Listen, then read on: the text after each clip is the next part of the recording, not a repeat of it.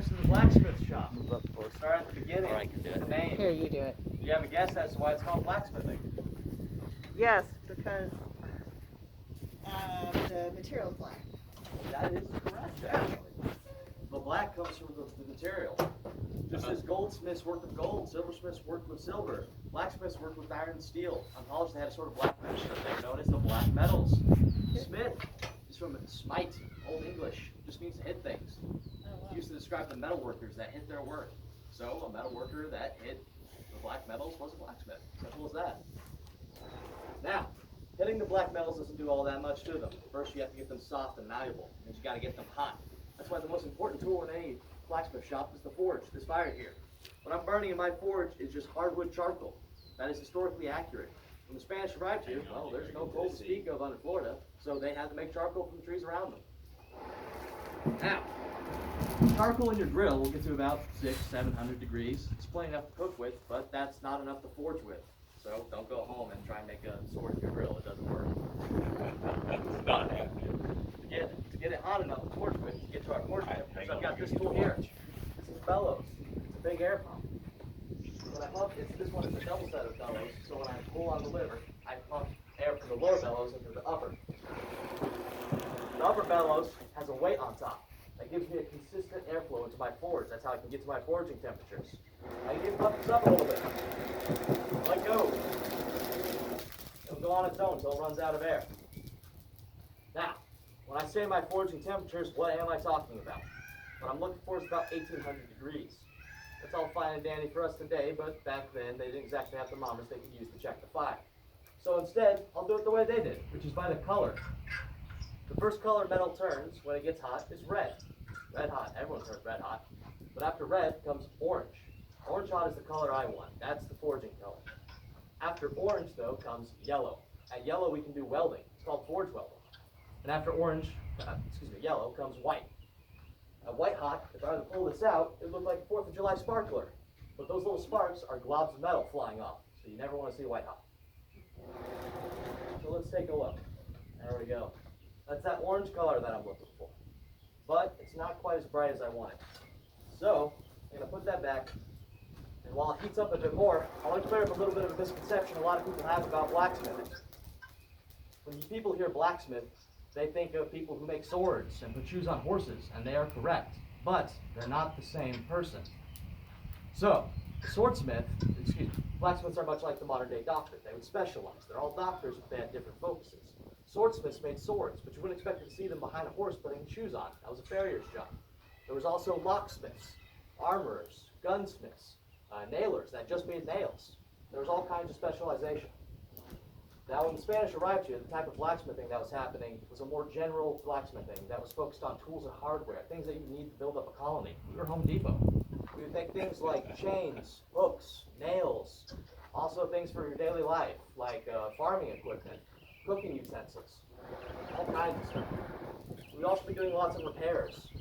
The metal, like I said, the coal was under Florida. There was no metal either, so they had to bring the metal with them.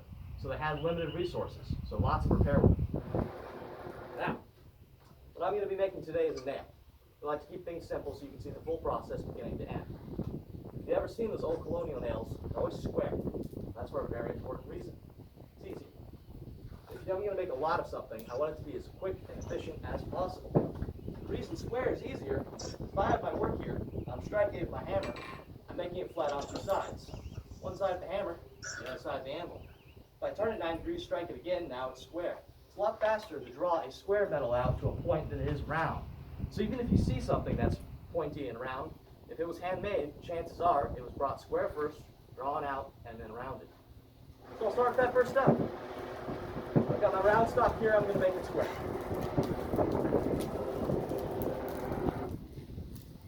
All right.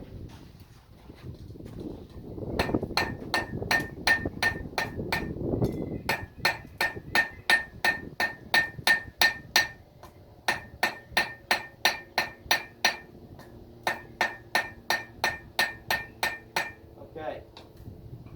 Now my metal's starting to go cold on me. When I say cold, of course I don't mean cold enough to touch. At the point where the metal's lost all of its glow, we call that black hot. It can still be as much as 800 degrees. When it's too cold to hammer, it back up. I've got it square now, and I've started working on a point, but I need to sharpen it up. To do that, I just hit the end, bring it to the taper, back and forth, cutting 90 degrees. Then, after I get to that point, as the metal cools again, it firms up. It doesn't move as much when I hit the hammer. I can use that to do some planishing work. It just means to take the lumps out of it, make it smooth. Not only pretty, but more importantly, we're going for wall better.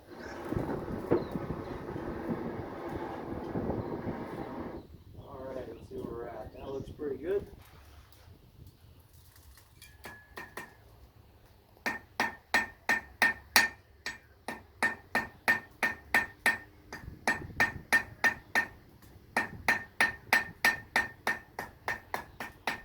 Okay.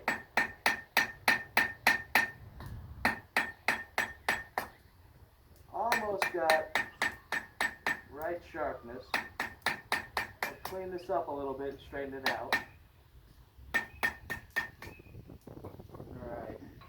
That's almost where I want it. I want to make a couple more minor adjustments after I heat it up again. But there's one thing wrong with this. It's a little bit long for a nail. So I need to cut it down to size. To do that, I've got a couple options. I absolutely could get a hacksaw, let it cool down, and saw at it for a while. That would be historically accurate. They did have hacksaws, but I need to do this as quickly and efficiently as possible. So I've got a better option. I can do what's known as a hot cut, which means to get the metal hot and cut it. Not very creative, but we like to keep things simple. To do that, I've got this tool here. It's known as a Hardy.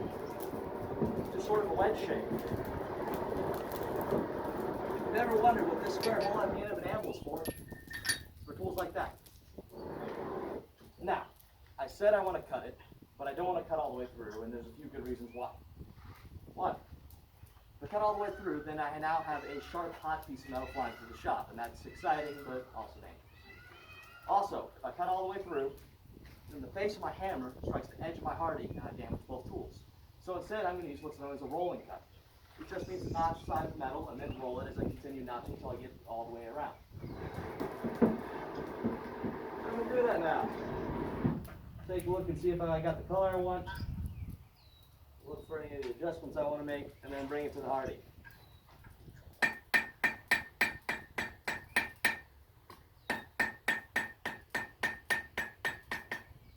Okay. And then I roll it.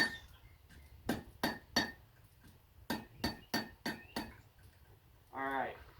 Now, gonna put a little bit of a bend in it. Check that it's straight. Okay. The reason I put that bend in there, so that way I can focus on heating this portion specifically. I can put that deeper in the fire. That's where I want it to get hot. It's known as a convenience bend.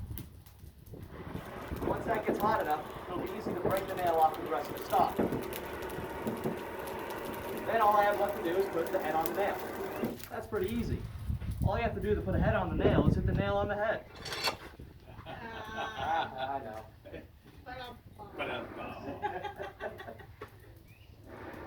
It's just that simple though. Once the metal's hot and soft, when I squish it down, it goes out just like Play-Doh. Now, normally you use a tool called the nail header, but we like to use the vise because it offers a little bit better visibility. So I'll be using that today. I'm getting everything ready beforehand because this is a small piece of metal. Small metal heats quickly, but it also cools quickly. If I take too long, let it get cold, it'll firm up, and then when I hit it, instead of going flat, it'll slip in the vise. So I'm going to give it plenty of heat.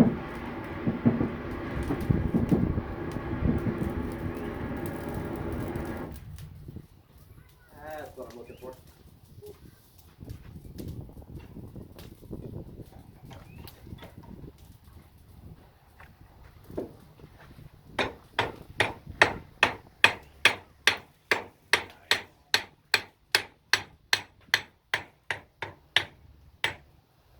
And just like that, we have a head on our nail. Now, you may have noticed that I've been holding this with my bare hands. That is because I'm Superman. Aww.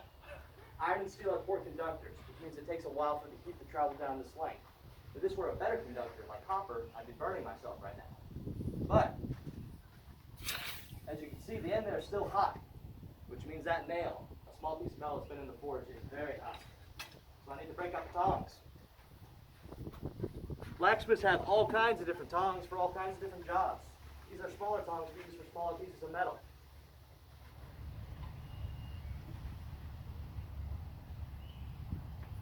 There we go. Oh, Give it wow. a quick quench. And just like that, it's already cool enough to touch. There we go. There you go. An old-fashioned blacksmith now.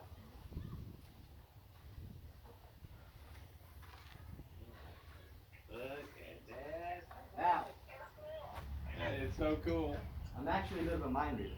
I know what you're all thinking. Goodness gracious, it took 10 minutes to make a nail. How long does it take to make a house? But don't worry.